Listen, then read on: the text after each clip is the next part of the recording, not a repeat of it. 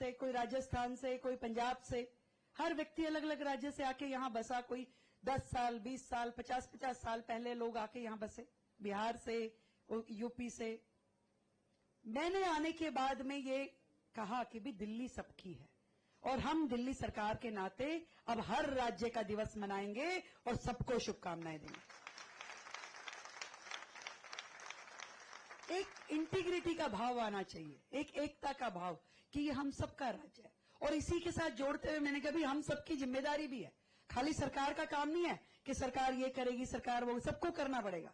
और इसीलिए जिस दिन से मैंने पोस्टर हटाने का, वॉल राइटिंग हटाने का काम शुरू किया, मैं हर जगह जाके बोलती हूं कि भाई कोई भी शहर को गंदा नहीं करेगा। आज हमारा राज्य, वो हमारे एक पार्षद जी ने मेरे ही नाम की वॉल राइटिंग करा दी, मैंने अगले दिन ही मिटवा दी। मैं नहीं भाई, मुख्यमंत्री हो या कोई व्यक्ति हो, राज्य को अब हम गंदा नहीं करने देंगे, हम इसको बेहतर करेंगे, खूबसूरत करेंगे। अच्छा लगता है जब हम दूसरे राज्यों में जाएं या दूसरे देशों में जाएं तो हमें लगता है भी सुंदर है। क्यों सुंदर है? क्योंकि वहां के लोग उसे सुंदर बना के रखते हैं। वहां पे ये नहीं है कि एंक्रोचमेंट कर लो। अब ये देखिए, वो एक चला दिया, झुग्गी टूट रही है, झुग्गी। तो मैंने बुलाई, सारी डिटेल मंगाई, मैं कभी कहां टूटी बताओ ये, तो उन्होंने रिपोर्ट लाके दी। एक वहां जहां बिल्कुल लोग रेलवे लाइन पे बैठे हुए थे। भाई रेलवे लाइन पे अगर आप झुग्गी बना के बैठे हो और कोर्ट ये आदेश दे रहा है कि भी इसको हटाओ, कल को कोई व्यक्ति अगर ट्रेन के नीचे आ जाए, आते भी है, रोज आ रहे हैं, ट्रेन के नीचे कोई बच्चा, कोई जानवर, कोई आदमी आ जाए, फिर कहेंगे सरकार की कमी थी, ट्रेन के नीचे आ गया। तो जो बिल्कुल ही रेलवे लाइन के साथ सटा करके कोई झुग्गी डाले और आकर के कोर्ट उसको हटा दे, तो भाई सरकार क्या करेगी ये बताओ। ऐसे ही वो दूसरी, जिनको मकान मिल गए, अब मकान मिल गए, परिवार था, तो परिवार में से एक भाई तो वहां जाके बैठ गया, दूसरा इसी में बैठा रहा, क्या मेरे को एक और मिलेगी। 30 लाख का मकान 1 लाख रुपए कंसेशनल रेट पे सरकार ने दिया, मोदी जी ने सबको चाबी दी। अब उसके बाद में जिसको मकान मिल गया, यदि वो भी झुग्गी नहीं छोड़ेगा तो भाई जिसकी जमीन है वो क्या करेगा ये बताओ। तो ऐसे ऐसे केसेस दिल्ली में होते हैं और जो कुछ भी हो फिर वो कहेंगे जी रेखा गुप्ता। कई बार तो मैं ही सोचती हूं कि भाई ये क्या हो रहा है, फिर मैं तो मुझे भी तो पता चले कि हुआ क्या। फिर मैं रिपोर्ट लेती हूं, फिर बता अच्छा ये बात है, फिर मैं इसको समझती हूं, फिर बोलती हूं कि भाई ऐसे नहीं। और दिल्ली में स्कूलों की बात, स्कूल फीस का मुद्दा सबने सुना। क्या है स्कूल फीस का मुद्दा? कि हर साल स्कूल वाले अपनी मर्जी से फीस बढ़ा देते थे। अभी मॉडर्न वाले बैठे सुन रहे हैं, तो अब बढ़ा देते थे। तो मैंने एक्ट देखा कि भी एक्ट में क्या लिखा है, कानून में। तो मात्र 1973 का एक कानून, दिल्ली स्कूल एक्ट, उसमें एक लाइन लिखी है कि अगर स्कूल वाले चाहें तो अपनी फीस बढ़ाएं, केवल सरकार के डायरेक्टर को बता दें। केवल इतनी लाइन लिखी है। अशोक जी एडवोकेट है, उनको कह रहे मेरे को पता है। तो कभी कानून बना ही नहीं स्कूल वालों को रोकने का, इसलिए स्कूल वालों को भी अपना ओपन हैंड था, वो जो भी फीस बढ़ाए उनकी भी क्या हुआ है, कोई रोकने वाला, कोई कहने वाला भी ये नहीं करो ये करो, कोई है ही नहीं। पहली बार हम लोगों ने सरकार में आने के बाद Delhi fee school regulation act ये बनाया, और पहली बार बना जिसमें प्रोसीजर डिफाइन किया कि भी कोई स्कूल को अगर फीस बढ़ाने का मन है तो कैसे करना पड़ेगा। उसमें पेरेंट्स को, उनमें टीचर को, मैनेजमेंट को, सबकी भूमिका होगी, किस प्रोसीजर को फॉलो करना है। अगर सब बैठ के एग्री करते हैं तभी वो बढ़ा पाएंगे। तो ये जो चीजें हैं कभी सरकार ने की नहीं। कभी सीवर लाइन पूरी दिल्ली में डल जाए इसकी चिंता नहीं करी, वो तो सब फ्री बांट दो ये। अरे इससे घर चलता है क्या? इससे राज्य चलता है क्या? आपको काम तो करना ही पड़ेगा ना। आज पानी की पाइपलाइनों की जरूरत अगर है तो वो राज्य में डालनी पड़ेगी। पूरी दिल्ली में पाइपलाइन डालने का काम करने के लिए हमने 9,000 करोड़ का बजट इस बार के बजट में रखा। काफी नहीं है ये, 10% भी नहीं हो पाएगा, पर जितना जितना हर साल करेंगे थोड़ा करके तब बढ़ेंगे। तो नई वाटर लाइन, नई सीवर लाइन, फिर यमुना जी की सफाई की बात हो रही है, यमुना जी साफ कर दो। यमुना जी कोई झाड़ू लगा के साफ नहीं हो सकती। यमुना जी साफ होगी जब उसके अंदर गिरने वाले नालों का पानी साफ होकर के डलेगा। आज दिल्ली में 200 से ज्यादा नाले हैं, बड़े बड़े वाले, छोटे की बात नहीं कर रही, नालियों की बात नहीं कर रही, बड़ी ड्रेन जो कि नदी से भी बड़ी है, साहिबी नदी जिसे नजफगढ़ ड्रेन कहते हैं, शाहदरा वाली ड्रेन कहते हैं, वजीराबाद है, सारी बड़ी बड़ी ने जिसके अंदर अंदर की छोटी छोटी नालियां आके जुड़ती हैं। अब वो साफ हो तब साफ पानी नदी में जाए और नदी तब कहलाएगी, पर नहीं, कभी किसी ने चिंता ही नहीं करी कि वो साफ भी होनी चाहिए। पहली बार हमें आकर के एक एक नाले पे डिसेंट्रलाइज एसटीपी यानी उसके ऊपर लगाओ, उसका पानी ट्रीट हो, पानी ट्रीट होगा, उसका बीओडी लेवल लेके आओ, फिर उसे छोड़ो, और हजारों रुपए का खर्चा, 3000 करोड़ का तो हमने 40 डिसेंट्रलाइज एसटीपी बनाने के लिए सबसे पहले आते ही दिया कि भाई डिसेंट्रलाइज एसटीपी बनाओ, फिर एसटीपी जितने बने हुए थे वो ठीक करो। एक दिन का काम नहीं है। रिपोर्टर लोग मुझसे पूछते हैं बताओ मैडम कब तक होगी, मैं कहा झूठ थोड़ी ना बोलना, मुझे होएगी, लग गए हम, शुरू हो गए। आज डिसेंट्रलाइज एसटीपी बना रहे हैं, फिर एसटीपी ठीक करा रहे हैं, फिर एक एक नाले को उसको टैप करना है, ऊपर से ड्रोन का सर्वे करा रहे हैं, इसमें कितनी सिल्ट है, 20,000 मीट्रिक टन सिल्ट निकाली है बड़े नालों में से इन 4 महीनों में, मात्र 20,000 मीट्रिक टन सिल्ट निकली है, बड़ी बड़ी मशीनें लगा करके। हर 15 दिन में नालों पे जाके खड़े हो रहे थे, यहां नाले पे खड़े हुए कितनी निकली, यहां जाओ, जो नाले इतने थे अब वो इतने चौड़े होकर के बह रहे हैं, क्यों, रास्ते ही सारे बंद हो गए थे, सिल्ट के ऊपर सिल्ट दबी जा रही थी। तो ये यमुना सफाई का काम। ऐसे ही कूड़े के पहाड़ जो मैंने बताया कि 11,000 मीट्रिक टन रोज जलेगा तो कैसे साफ होगा, तो उसके लिए कूड़े की खपत यानी कूड़े को निस्तारण वो जरूरी है। उसके निस्तारण के लिए हमने वेस्ट टू एनर्जी प्लांट बनाने के लिए डाले, जो जाकर के अगले 1-1.5 साल में पहले वेस्ट टू एनर्जी प्लांट पूरे होंगे, फिर उसमें कूड़ा जब रोजाना आने लगेगा, यानी 11,000 की कैपेसिटी से ज्यादा की कैपेसिटी वहां होगी, तब आपका कूड़ा खत्म होना शुरू होगा। तब ये लीगेसी जो कूड़ा है, जो पहाड़ बन गए, जिसको आज हमने लगभग आधी हाइट पे कर दिया, 65-70 मीटर के थे, अब तीनों के तीनों जो कूड़े के पहाड़ है जो 30 से 35 की रेंज में आ गए। हर पीरियोडिकली वहां जाकर के उसको देखना, स्कूलों को देखना, अस्पतालों को देखना। आज ही मीटिंग करके आई हूं कि जो अब अच्छा शालीमार बाग वाले बैठे हो तुम सारे, मैक्स हॉस्पिटल के साथ जो हॉस्पिटल बन रहा था, आप इंतजार ही करोगे कब बनेगा, हॉस्पिटल बन रहा था, उद्घाटन हुआ था बहुत बड़ा, मालूम है वो क्या है, हॉस्पिटल नहीं है वो कोविड के समय में इन्होंने एक कोविड हाउस बनाने की वो करी, जिसमें कोई कमरा, कोई स्टेशन, ऐसा अस्पताल वाली फैसिलिटी नहीं है, पोटा केबिन जैसे फ्लोर बना दी। फ्लोर पे इन्होंने सोचा था कोविड के समय में कि वो बना के हम कोविड के बेड लग जाएंगे बस। आज कोविड तो खत्म हो गया, वो अस्पताल पिछले 2-3 साल से बंद ही पड़ा, 3 साल से 1 इंच भी काम नहीं हुआ।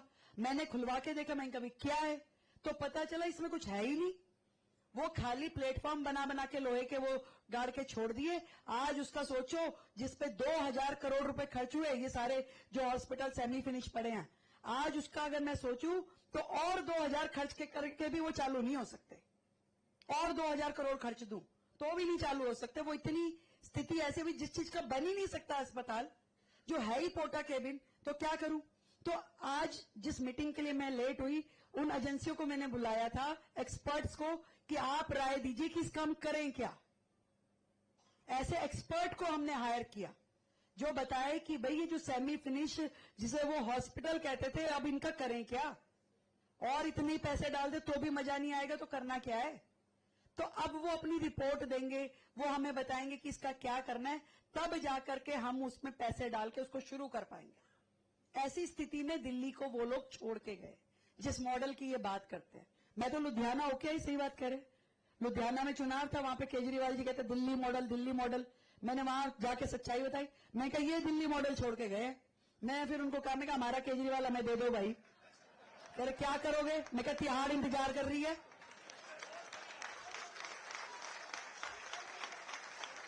मैं कहा दिल्ली वालों को तो बेवकूफ बना दिया, तुम्हें तो, तुम तो बच लो।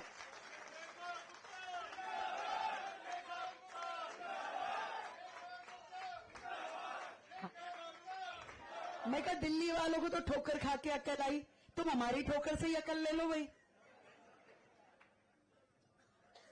मैं कहा तुम इतनी इतनी बातें कर रहे, समझ भी नहीं रही दिल्ली में क्या हो रहा है, दारू एक के साथ एक फ्री, ये मतलब कितनी चीजें उसने दिल्ली में बर्बाद करने के लिए की।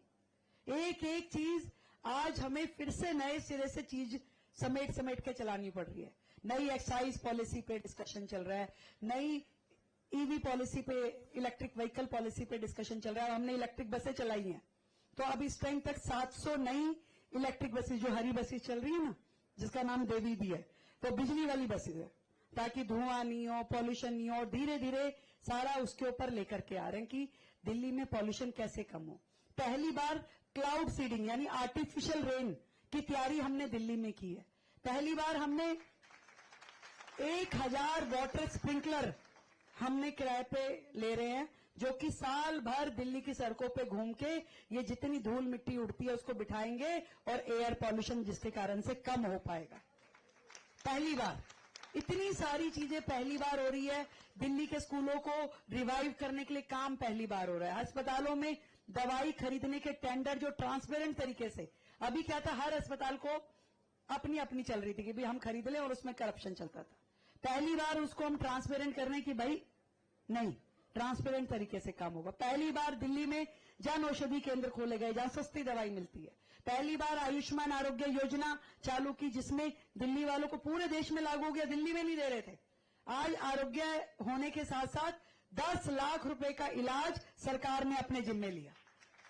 5 लाख केंद्र ने दिया, 5 लाख हमने दिया। ऐसे ही 70 साल से, मतलब आज मेरे पास यूके के जो एक्स प्राइम मिनिस्टर थे, टोनी ब्लेयर, आए थे, उनके साथ में मेरी मीटिंग थी। तो मैंने उनसे पूछा कि भाई आपके देश में क्या स्कीम है इंश्योरेंस की? कह रहे हमें तो जो टैक्स का पैसा देते हैं हम तो उसको करते हैं बस। मैं कहा आपको हम बताते हैं इंडिया में हम क्या कर रहे हैं। मैं कहा भारत में टैक्स का पैसा कोई दे ना दे, हमने हर एक 70 साल के ऊपर के बुजुर्ग का 10 साल का इलाज का अपना जिम्मा लिया। हर एक व्यक्ति, गरीब अमीर कोई हो, 70 साल का है, उसका इलाज सरकार करा रही है 10 लाख रुपए तक का। हैरान हो गए वो, कह रहे कमाल हो गए, ये तो हमने देखा नहीं। तो ये चीजें सारी कैसे हो पाई? क्योंकि आपके वोट की ताकत ने दिल्ली को इतना सक्षम बनाया कि यहां पे डबल इंजन की सरकार बन पाई। और वो सरकार जब पूरी ईमानदारी से, मेहनत से काम कर रही है, तो उसमें पूरी दिल्ली का लाभ हो रहा है। पूरी दिल्ली की आशाएं पूरी करने के लिए हम लोग काम कर रहे हैं। और भाई शालीमार बाग वालों के तो वैसे ही मजा आ गए। मुख्यमंत्री हमारी, और मैंने ये कह दिया जयवन जी, मैंने इन्हें कह दिया भी जितने 50 साल में काम नहीं हुए होंगे ना, वो मैं 5 साल में करके दूंगी।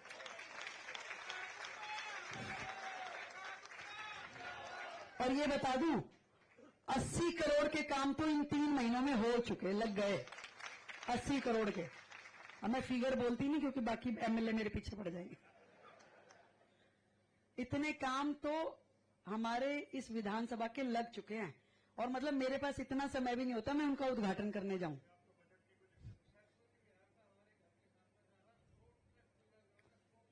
नालों की सफाई बता रहे हैं, हाँ बिल्कुल पूरी तरीके से दिल्ली भर में कहीं देख लो, हर जगह पे काम चल रहा है।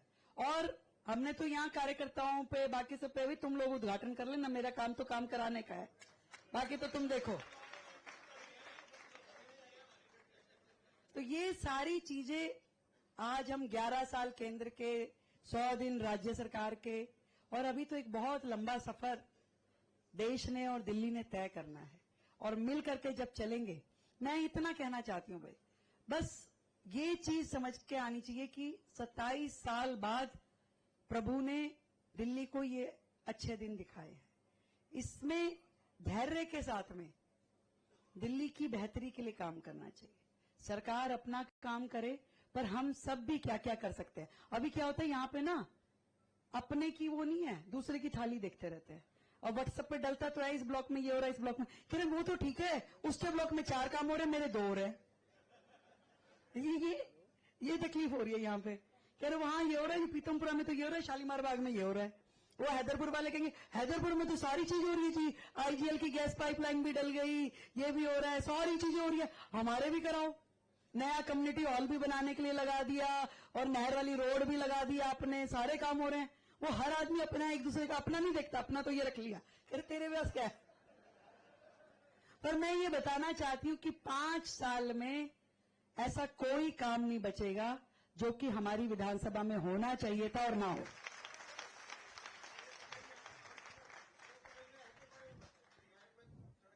नहर पे जो सड़क है, पहली बार इतने सालों से वो प्रोजेक्ट चल रहा था, अब जाके सीरियस मोड पे आया। मुझे लग रहा है उस सड़क की वजह से ही मुझे मुख्यमंत्री बनना पड़ा। और अब वो एक्चुअल में जिस तरीके से काम होना चाहिए उस प्रोसेस में लग गई है कि नहर के ऊपर सड़क, नीचे छठ घाट, रिवर फ्रंट जिसे बोलते हैं, और दोनों साइडों पे भी सड़क। तो ये सारे काम आपको बधाई देना चाहती हूं कि आप सबका प्यार, आशीर्वाद जो हमेशा मेरे साथ रहा। हमारी कोशिश ये रहेगी कि हर एक चीज को, बस ये कई बार क्या होता है, ये सारे लोग ना व्हाट्सएप पे डाल के छोड़ते हैं। भाई व्हाट्सएप नहीं देखा जाता। मैंने ना दिन तय कर दिया है, शनिवार का दिन केवल शालीमार बाग विधानसभा के लिए। उसमें सुनो, पहले और तीसरे शनिवार को तो रहेगा मिलने का काम, ठीक है। उसमें 7:30 से 9:30 मैं मिलूंगी, कोई भी आके मिल लो, आडब्ले कार्यकर्ता कोई भी। और दूसरे और चौथे शनिवार को मेरा रहेगा उद्घाटन और राउंड का काम, ठीक है। तो शनिवार की शनिवार, अब तुम्हें बात करने की वो नहीं है कि हाँ जी। और बुधवार को रहेगी पब्लिक डीलिंग, जिस दिन दिल्ली भर से कोई आओ वो मिला करेंगे। तो बुधवार को मत आना भाई, कोई परेशान हो गए फिर कहोगे हाँ मैं तो नीचे खड़ा हूं, ऊपर नहीं बुलाया मेरे को, मैं उठती नहीं उससे पहले आ जाते हैं। अब मैं क्या करूं, छोटा सा घर है, नहाऊंगी धोऊंगी तैयार होंगी, तैयार रही हूं भाई। फिर एक जना चला, सुभाष जी आ गए तो कहेंगे अच्छा सुभाष भाटिया तो ऊपर गया और हमारे सुरेंद्र जी का मैं नीचे खड़ा हूं। भाई जी क्या करूं, सब आप ही का है। वो सिक्योरिटी वाले ना, ये इनके अपने प्रोटोकॉल है। ये जब पहले दिन मुख्यमंत्री बने तो ये सारे आ गए। मैंने कहा भाई मेरे घर में तो जगह नहीं, तुम सारे रहोगे क्या मैडम, आप टेंशन ना लो।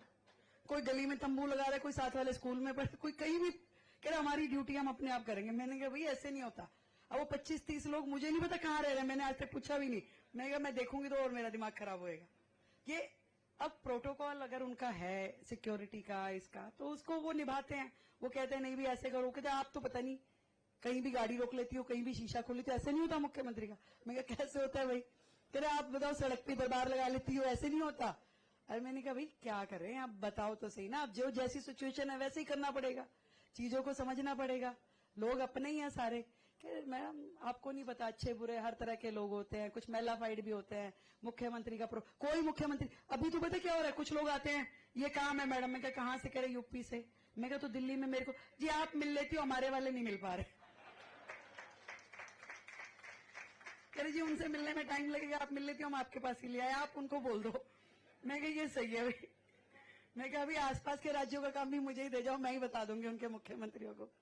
तो दिल्ली में छोटा सा परिवार है हमारा, दिल्ली बड़ी कॉम्पैक्ट है। यहाँ पे मिलने जुलने वाले आपस में कनेक्टेड हो। मेरा सर्कल इतना बड़ा है, दिल्ली भर का, देश भर का। अभी तो देश भर से ही लोगों का मिलने का तांता चल रहा है, और फिर दिल्ली भर के लोग, फिर अपने यहाँ के लोग, सब लोग। अभी तो रिश्तेदार कहते होंगे रुक जाना, ये रिश्तेदारों की बारी नहीं आएगी अभी। अभी पुराने जो मेरे हैं ना, नियर एंड डियर, आप सब लोग, पहले इनकी बारी तो आने दो। कई लोग आते हैं, मैं जी आपका चाचा लगता हूं। मैं कहा पहले कहां थे।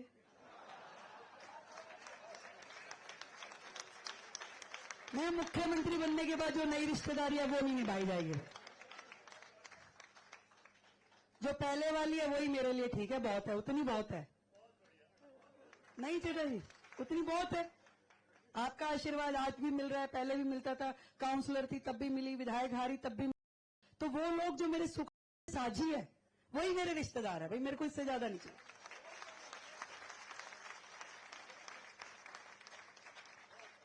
मेरा इतने में गुजारा हो जाना है, उससे ज्यादा क्या करना है। मैं उनकी हूं, वो मेरे हैं। तो कई बार मैं कार्यक्रमों में जाती हूँ तो उनको तो हमें लगा अब आप मुख्यमंत्री बन गई हो, अब तो आप आओगी नहीं। मैं कहा अच्छा जब नहीं थी तब आती थी ना, जब मैं कुछ भी नहीं थी तब भी तुम मुझे बुलाते थे। जब मैं काउंसलर भी नहीं थी, विधायक भी नहीं थी, तब भी तुम मेरा कार्ड में नाम ऊपर लिखते थे। तो मैं आज मुख्यमंत्री बन गई और मैं नहीं आऊंगी ऐसा नहीं है, मैं आऊंगी। और हो सकता है कि जो आज बड़े बड़े आयोजन भी हों मैं वहां भी ना जा पाऊं, और हो सकता है कि मेरे बहुत मन हो अपने यहाँ आने का और कुछ ऐसी परिस्थितियां फंस जाएं कि आपकी जिम्मेवारी इतनी बड़ी है, आप नहीं आ पाए। पर मेरा मन यहीं अटका रहता है, मेरा मन यही रहता है कि मैं जा पाऊं। पर क्योंकि दिल्ली भर का एक एक कोना, इतनी बड़ी दिल्ली है, इतने लोग हैं, इतनी संस्थाएं हैं, इतने समाज हैं, इतने वर्ग हैं, हर व्यक्ति को लगता है हमारी मुख्यमंत्री आनी चाहिए, मिलनी चाहिए। और मोदी जी कहते भैया काम कर, अरे मेरे ये फंक्शन अटेंड करने के लिए थोड़ी ना बुलाया तुम्हें, काम करो, ये करो, वो करो। कहाँ है, कितने प्रोजेक्ट है, कितना किया, वो हर महीने रिपोर्ट लेते हैं, फिर पूछते हैं कितना किया भाई बताओ। तो काम तो सारे करने हैं, वो भी करना है। और जब सारी करके घर पे आते हो, मनीष जी कहते मेरी नहीं सुनती तू। और 11 साढ़े 11 बजे आओ तो आंख ऐसे ऐसे हो रही होती है, कह रहे मेरी तो दिन भर की बातें रह जाती है, सारी दिन भर पूरी कराओगी। कह मैं भी जनता हूं, मेरी भी सुनो। पर ये ईश्वर की कृपा है कि ईश्वर ने हमें ये मौका दिया कि हम ये काम हमारे जिम्मे लगाया, जनता की सेवा का। किसी के जिम्मे कुछ है, किसी के जिम्मे कुछ है, और हमारे जिम्मे ईश्वर ने ये इतना बड़ा काम लगाया। मैं सोचती हूं मैं कितनी सौभाग्यशाली हूं कि मैं दिल्ली की जनता की सेवा कर पा रही हूं, मेरा जीवन सफल हुआ है।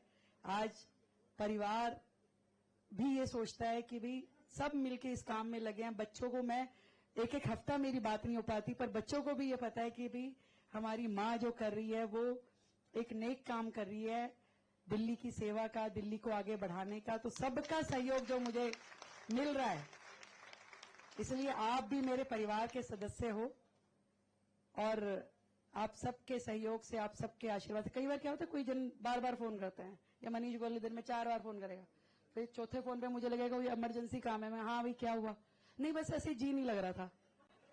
मैं कहा अब तू फोन मिलाएगा, अब उठाऊंगी नहीं। थोड़ा सा आप लोगों को भी करना पड़ेगा कि भाई अब दिल्ली की जिम्मेवारी है, तो हमारे साथ साथ हमारा जितना हक है, दिल्ली भर के लोगों का हक है, थोड़ा आपको समझना पड़ेगा, थोड़ा हम करेंगे मिल करके।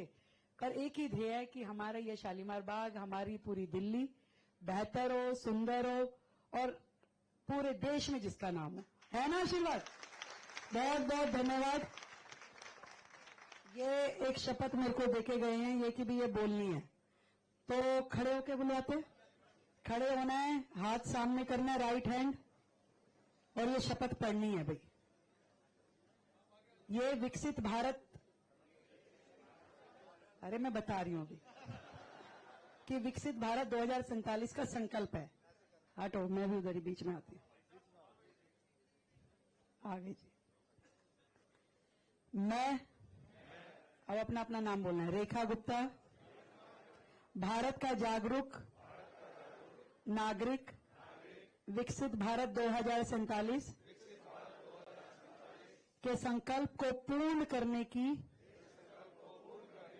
शपथ। कोई हरियाणा से, कोई गुजरात से, कोई राजस्थान से, कोई पंजाब से, हर व्यक्ति अलग अलग राज्य से आके यहां बसा। कोई 10 साल, 20 साल, 50-50 साल पहले लोग आके यहां बसे, बिहार से, यूपी से। मैंने आने के बाद में ये कहा कि भी दिल्ली सबकी है, और हम दिल्ली सरकार के नाते अब हर राज्य का दिवस मनाएंगे और सबको शुभकामनाएं देंगे। एक इंटीग्रिटी का भाव आना चाहिए, एक एकता का भाव कि ये हम सबका राज्य है। और इसी के साथ जोड़ते हुए मैंने कहा भी हम सबकी जिम्मेदारी भी है, खाली सरकार का काम नहीं है कि सरकार ये करेगी, सरकार वो, सबको करना पड़ेगा। और इसीलिए जिस दिन से मैंने पोस्टर हटाने का, वॉल राइटिंग हटाने का काम शुरू किया, मैं हर जगह जाके बोलती हूं कि भाई कोई भी शहर को गंदा नहीं करेगा। आज हमारा राज्य, वो हमारे एक पार्षद जी ने मेरे ही नाम की वॉल राइटिंग करा दी, मैंने अगले दिन ही मिटवा दी। मैं नहीं भाई, मुख्यमंत्री हो या कोई व्यक्ति हो, राज्य को अब हम गंदा नहीं करने देंगे, हम इसको बेहतर करेंगे, खूबसूरत करेंगे। अच्छा लगता है जब हम दूसरे राज्यों में जाएं या दूसरे देशों में जाएं तो हमें लगता है भी सुंदर है। क्यों सुंदर है? क्योंकि वहां के लोग उसे सुंदर बना के रखते हैं। वहां पे ये नहीं है कि एंक्रोचमेंट कर लो। अब ये देखिए, वो एक चला दिया, झुग्गी टूट रही है, झुग्गी। तो मैंने बुलाई, सारी डिटेल मंगाई, मैं कभी कहां टूटी बताओ ये, तो उन्होंने रिपोर्ट लाके दी। एक वहां जहां बिल्कुल लोग रेलवे लाइन पे बैठे हुए थे। भाई रेलवे लाइन पे अगर आप झुग्गी बना के बैठे हो और कोर्ट ये आदेश दे रहा है कि भी इसको हटाओ, कल को कोई व्यक्ति अगर ट्रेन के नीचे आ जाए, आते भी है, रोज आ रहे हैं, ट्रेन के नीचे कोई बच्चा, कोई जानवर, कोई आदमी आ जाए, फिर कहेंगे सरकार की कमी थी, ट्रेन के नीचे आ गया। तो बिल्कुल ही रेलवे लाइन के साथ सटा करके कोई झुग्गी डाले और आकर के कोर्ट उसको हटा दे, तो भाई सरकार क्या करेगी ये बताओ। ऐसे ही वो दूसरी, जिनको मकान मिल गए, अब मकान मिल गए, परिवार था, तो परिवार में से एक भाई तो वहां जाके बैठ गया, दूसरा इसी में बैठा रहा, क्या मेरे को एक और मिलेगी। 30 लाख का मकान 1 लाख रुपए कंसेशनल रेट पे सरकार ने दिया, मोदी जी ने सबको चाबी दी। अब उसके बाद में जिसको मकान मिल गया, यदि वो भी झुग्गी नहीं छोड़ेगा, तो भाई जिसकी जमीन है वो क्या करेगा ये बताओ। तो ऐसे ऐसे केसेस दिल्ली में होते हैं, और जो कुछ भी हो फिर वो कहेंगे जी रेखा गुप्ता।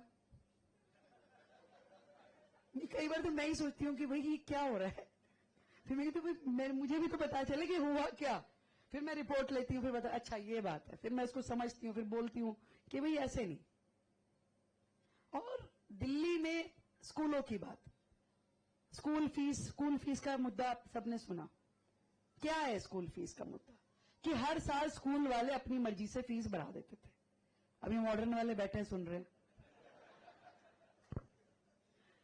तो अब बढ़ा देते थे। तो मैंने एक्ट देखा कि भी एक्ट में क्या लिखा है, कानून में, तो मात्र 1973 का एक कानून, दिल्ली स्कूल एक्ट, उसमें एक लाइन लिखी है कि अगर स्कूल वाले चाहें तो अपनी फीस बढ़ाएं, केवल सरकार के डायरेक्टर को बता दें, केवल इतनी लाइन लिखी है। अशोक जी एडवोकेट है, उनको कह रहे हैं मेरे को पता है।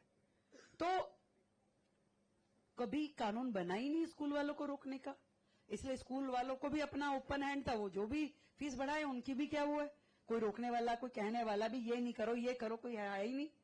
पहली बार हम लोगों ने सरकार में आने के बाद Delhi fee school regulation act ये बनाया, और पहली बार बना जिसमें प्रोसीजर डिफाइन किया कि भी कोई स्कूल को अगर फीस बढ़ाने का मन है तो कैसे करना पड़ेगा। उसमें पेरेंट्स को, उनमें टीचर को, मैनेजमेंट को, सबकी भूमिका होगी, किस प्रोसीजर को फॉलो करना है। अगर सब बैठ के एग्री करते हैं तभी वो बढ़ा पाएंगे। तो ये जो चीजें हैं कभी सरकार ने की नहीं। कभी सीवर लाइन पूरी दिल्ली में डल जाए इसकी चिंता नहीं करी, वो तो सब फ्री बांट दो ये। अरे इससे घर चलता है क्या, इससे राज्य चलता है क्या? आपको काम तो करना ही पड़ेगा ना। आज पानी की पाइपलाइनों की जरूरत अगर है तो वो राज्य में डालनी पड़ेगी। पूरी दिल्ली में पाइपलाइन डालने का काम करने के लिए हमने 9,000 करोड़ का बजट इस बार के बजट में रखा। काफी नहीं है ये, 10% भी नहीं हो पाएगा, पर जितना जितना हर साल करेंगे थोड़ा करके तब बढ़ेंगे। तो नई वाटर लाइन, नई सीवर लाइन, फिर यमुना जी की सफाई की बात हो रही है, यमुना जी साफ कर दो। यमुना जी कोई झाड़ू लगा के साफ नहीं हो सकती। यमुना जी साफ होगी जब उसके अंदर गिरने वाले नालों का पानी साफ होकर के डलेगा। आज दिल्ली में 200 से ज्यादा नाले हैं, बड़े बड़े वाले, छोटे की बात नहीं कर रही, नालियों की बात नहीं कर रही, बड़ी ड्रेन जो कि नदी से भी बड़ी है, साहिबी नदी जिसे नजफगढ़ ड्रेन कहते हैं, शाहदरा वाली ड्रेन कहते हैं, वजीराबाद है, सारी बड़ी बड़ी ने जिसके अंदर की छोटी छोटी नालियां आके जुड़ती हैं। अब वो साफ हो तब साफ पानी नदी में जाए और नदी तब कहलाएगी, पर नहीं, कभी किसी ने चिंता ही नहीं करी कि वो साफ भी होनी चाहिए। पहली बार हमें आकर के एक एक नाले पे डिसेंट्रलाइज एसटीपी यानी उसके ऊपर लगाओ, उसका पानी ट्रीट हो, पानी ट्रीट होगा, उसका बीओडी लेवल लेके आओ, फिर उसे छोड़ो, और हजारों रुपए का खर्चा, 3,000 करोड़ का तो हमने 40 डिसेंट्रलाइज एसटीपी बनाने के लिए सबसे पहले आते ही दिया कि भाई डिसेंट्रलाइज एसटीपी बनाओ, फिर एसटीपी जितने बने हुए थे वो ठीक करो। एक दिन का काम नहीं है। रिपोर्टर लोग मुझसे पूछते हैं बताओ मैडम कब तक होगी, मैं कहा झूठ थोड़ी ना बोलना है मुझे, होएगी। लग गए हम, शुरू हो गए। आज डिसेंट्रलाइज एसटीपी बना रहे हैं, फिर एसटीपी ठीक करा रहे हैं, फिर एक एक नाले को उसको टैप करना है, ऊपर से ड्रोन का सर्वे करा रहे हैं, इसमें कितनी सिल्ट है। 20,000 मीट्रिक टन सिल्ट निकाली है बड़े नालों में से इन 4 महीनों में, मात्र 20,000 मीट्रिक टन सिल्ट निकली है, बड़ी बड़ी मशीनें लगा करके। हर 15 दिन में नालों पे जाके खड़े हो रहे थे, यहां नाले पे खड़े हुए कितनी निकली, यहां जाओ। जो नाले इतने थे अब वो इतने चौड़े होकर के बह रहे हैं, क्यों? रास्ते ही सारे बंद हो गए थे, सिल्ट के ऊपर सिल्ट दबी जा रही थी। तो ये यमुना सफाई का काम है। ऐसे ही कूड़े के पहाड़ जो मैंने बताया कि 11,000 मीट्रिक टन रोज जलेगा तो कैसे साफ होगा, तो उसके लिए कूड़े की खपत यानी कूड़े को निस्तारण वो जरूरी है। उसके निस्तारण के लिए हमने वेस्ट टू एनर्जी प्लांट बनाने के लिए डाले, जो जाकर के अगले 1-1.5 साल में पहले वेस्ट टू एनर्जी प्लांट पूरे होंगे, फिर उसमें कूड़ा जब रोजाना आने लगेगा यानी 11,000 की कैपेसिटी से ज्यादा की कैपेसिटी वहां होगी, तब आपका कूड़ा खत्म होना शुरू होगा। तब ये लीगेसी जो कूड़ा है, जो पहाड़ बन गए, जिसको आज हमने लगभग आधी हाइट पे कर दिया है, 65-70 मीटर के थे, अब तीनों के तीनों जो कूड़े के पहाड़ है जो 30 से 35 की रेंज में आ गए। हर पीरियोडिकली वहां जाकर के उसको देखना, स्कूलों को देखना, अस्पतालों को देखना। आज ही मीटिंग करके आई हूं कि जो अब अच्छा शालीमार बाग वाले बैठे हो तुम सारे, मैक्स हॉस्पिटल के साथ जो हॉस्पिटल बन रहा था, आप इंतजार ही करोगे कब बनेगा। हॉस्पिटल बन रहा था, उद्घाटन हुआ था बहुत बड़ा, मालूम है वो क्या है? हॉस्पिटल नहीं है वो कोविड के समय में इन्होंने एक कोविड हाउस बनाने की वो करी, जिसमें कोई कमरा, कोई स्टेशन, ऐसा अस्पताल वाली फैसिलिटी नहीं है। पोटा केबिन जैसे फ्लोर बना दी। फ्लोर पे इन्होंने सोचा था कोविड के समय में कि वो बना के हम कोविड के बेड लग जाएंगे बस। आज कोविड तो खत्म हो गया, वो अस्पताल पिछले 2-3 साल से बंद ही पड़ा, 3 साल से 1 इंच भी काम नहीं हुआ। मैंने खुलवा के देखा, मैंने कभी क्या है, तो पता चला इसमें कुछ है